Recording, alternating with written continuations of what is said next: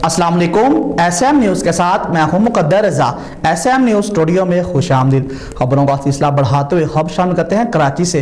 SP Malir सिंगार मलिक की सरबराही में कायदाबाद पुलिस ने मुजफ्फराबाद कॉलोनी में छापामार कार्रवाई के दौरान मुलजिम अमीरुल्लाह को गिरफ्तार कर लिया है। इस हवाले से बात करेंगे ब्यूरो चीफ जुल्फ़कार अली से। जी जुल्फ़कार अली, बताइएगा क्या तफसीलात हैं आपके पास?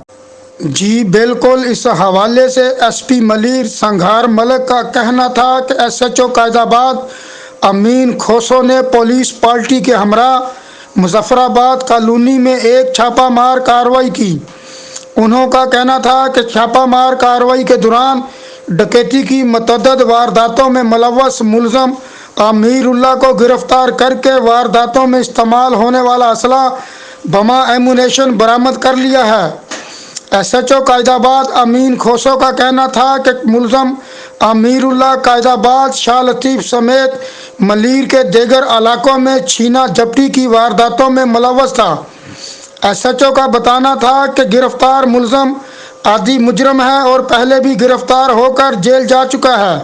पुलिस का कहना है कि मुलज़म के खिलाफ मुकदमा दर्ज करके तफ्तीश का आगाज़ कर दिया गया है। जी बहुत शुक्रिया जुल्फ़कार तफसीलात से आगाह करने के लिए। अब तक के लिए इतना ही। मज़ीद खबरों के लिए देखते रहिए एसएम न्यूज़।